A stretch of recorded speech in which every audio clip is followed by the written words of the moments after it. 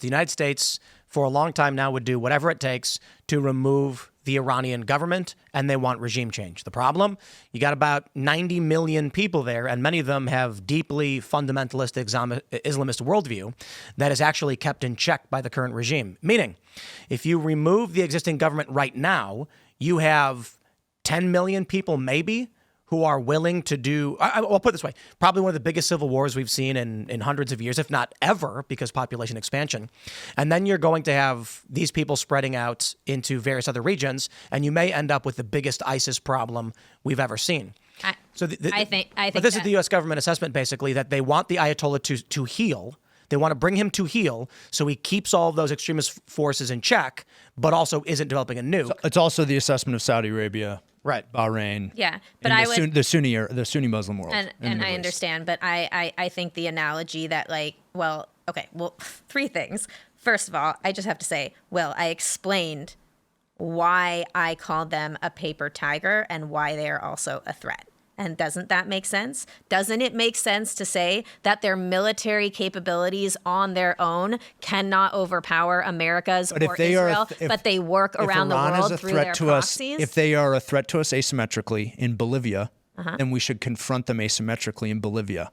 It doesn't make any sense to confront them with conventional military action in Iran. Okay, I see what you're saying. We should defeat the threat. I see what you're saying. They are a threat on multiple levels here. So without a nuclear weapon, they are our number one immediate national security threat. I mean, long-term threat, China, 100%. China, I completely disagree. 100%. But in terms of the immediate national security threat, I believe Iran is number one. Okay, it's fine. Even if you don't think it's probably number before one. Iran. What? The Qatars are probably the cartels are way above Iran. Well, Iran's working with the cartels, but in terms, so the cartels are a bigger threat to our national security. No, Tim. I was talking about sovereign nations here. I was talking about sovereign nations. Of course, the cartels are a threat. Yeah, but we allocate national. A more immediate threat to us. They're a threat to our interests in the Middle East. Okay, but I'm talking about in terms of sovereign nations. To me, Iran's threat is to the most immediate U.S. assets in the Middle East. No, I just explained. United States. I just explained what they're doing in the Western Hemisphere and what they're doing even in our own soil. And we're looking at this screen right now that says that they are trying to kill, Trump. And well, this was a threat to kill him. So, and I do think they're trying. I think it's silly. Like, of course they want to kill Trump. Okay, so it's not just in the Middle East. Killed Soleimani. I mean, that was. It's not just in the Middle East. Does Iran own any? The principal threat we face from Iran is in the Middle East. Like, obviously, we can say that, the biggest threat China poses is the South China Sea and the trade agreements and the alliances we have with the Commonwealth nations and Taiwan, et cetera, et cetera. But they engage in cyber attacks on us as well. Obviously, Iranian. They also own millions of acres of American land. Oh, believe me. Look, I work for the Epoch Times. I understand the Chinese communist threat to America. And that's why I said long-term threat, no doubt. The real threat China. that I don't. The reason why I asked about whether they're going to nuke us is because for some reason, and I don't know why, nobody says it. I keep hearing about, even Trump has been saying for 40 years they cannot have a nuclear weapon. And I'm like, are you saying they will nuke us? And everybody always dances around that question because I'm like, is the answer yes or no? I think the bigger question is, the bigger risk is that Iran's going to give a bunch of crackpot Islamist lunatic rebel groups low yield nuclear bombs, tactical like dirty bombs and suitcase nukes. 100%. And then you're going to see cities irradiated. 100%, Tim. You are going to see if Iran gets a bomb. You are essentially going to see the first ever. It's not a bomb. Nuclear equipped insurgency. Fissile will see insurgent ideologically. The real concern I have is the Houthi rebels. Launching nuclear artillery, low yield stuff, but just vaporizing a tanker in the Red Sea and then threatening the globe, the world with, we have 10 more of these and we're not telling you where they are. And then what do? Does Tom Cruise have to come in and hunt them down? I mean, I'm not advocating for war. I'm saying this is the real concern that needs to be brought up. And if you're saying the number one threat is in the Middle East, then yes, I agree with you. It's more, but I'm just saying that we have to consider what they're also doing in the rest of the world. I'm just wondering in Europe why... and in the Western Hemisphere. And I would also point out that this idea that Okay, because Will, you're saying essentially the choices are a diplomatic solution or like an all-out ground invasion. But why does that? Whatever military action it takes to facilitate But why regime change. Okay, so or which I think is a ground destroying invasion. the nuclear weapon. Yeah, and I guess I don't buy that you perhaps would accept a future where Iran continues all of these adversarial actions around the world, right, just without a nuclear program at home. Right. Would I accept that? Would you? Yeah. Would you accept that? Would you accept them working with the cartels in Bolivia and infiltrating the UK? Just so, right? Like there would still be a threat. No, I think we should exactly. We should continue confront them, like you said, asymmetrically. Until when? And until essentially America and Israel and their new Gulf allies have essentially taken out all of these proxy groups, and the maximum campaign of sanctions have essentially rid Iran of their economic of their economic capabilities to fund these groups, and they essentially they're forced to focus primarily on their own people.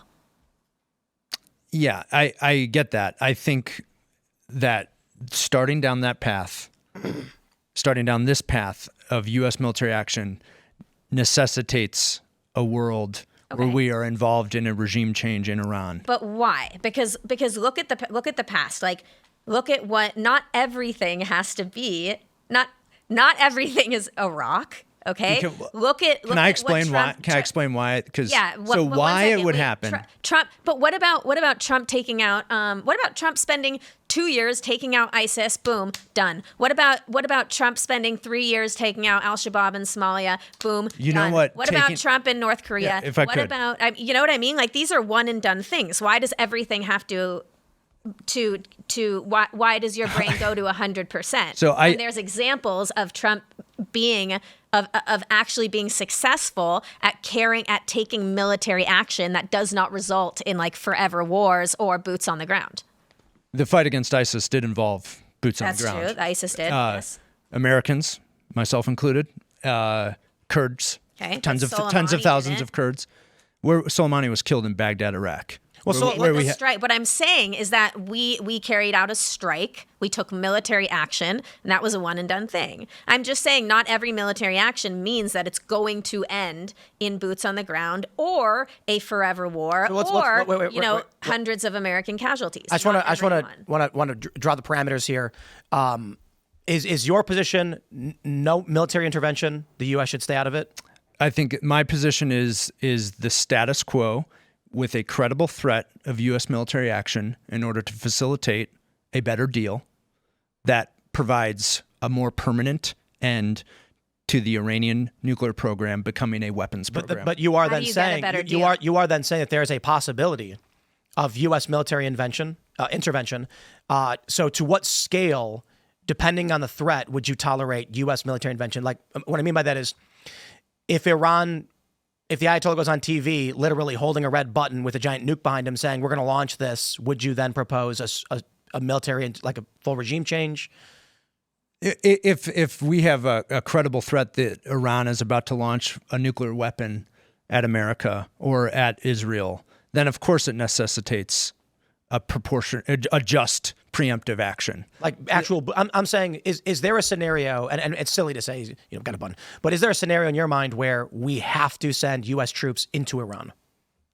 Well, so this is my point. If Iran killed U.S. soldiers, certainly at scale, as they already have, but in an exchange of conventional military firepower, then the United States would be justified in invading Iran. I think, but the way to avoid that is to stay out of offensive military action against the regime right now. Real quick, there's one scenario where I think literally 95% of people in this country agree that we would send boots on the ground into Iran, and that is the assassination of Donald Trump by the Iranians.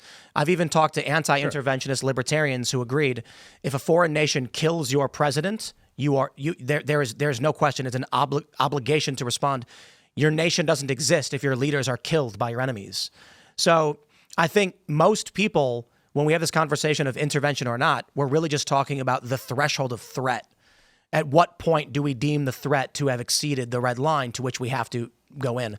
And I think what we're really seeing is the anti-intervention voices think that line is very, very far away. And then many people think we're at that line, that if Iran gets fissile material, then the line is then it's too late. So the line is now that they're so close to having it. Well, and also a nation like Israel, I want to talk about how close they actually are, though. America can afford to take a lot more risks with Iran than a nation of Israel can. So it also just depends. It also just depends, where we are in the world and how we're looking at it. So I don't describe myself as thank you for your service. I don't describe myself as an anti-interventionist. I think the United States should take military action when it is necessary to preserve the interests of the American people and our nation, our borders. To say that it's anti-interventionist or not is, I think, a little bit of a way to misframe the debate. I definitely don't think you're an anti-interventionist. I've seen you on Fox. Well, I am more restrained than most, I hope. Yes, but I would classify you as someone who urges for foreign restraint. I do think that there are extremes on the issue, and the anti-interventionist voices have more prominent extreme personalities. So utopian. Than the pro-intervention. Typically, even Mark Levin, who is probably one of the most pro-intervention, is, if I were to scale things at a minus 10 to positive 10, and the positive 10 people are go in, boots on the ground, take over, remove the Ayatollah, and the anti-interventionists are we should never be involved no matter what, you're insane, minus 10. I think that the prominent voices we see that are anti-intervention skew closer to the extreme than the pro-intervention forces. It's not a moral judgment. I'm saying the pro-intervention individuals know they have a hard sell to make.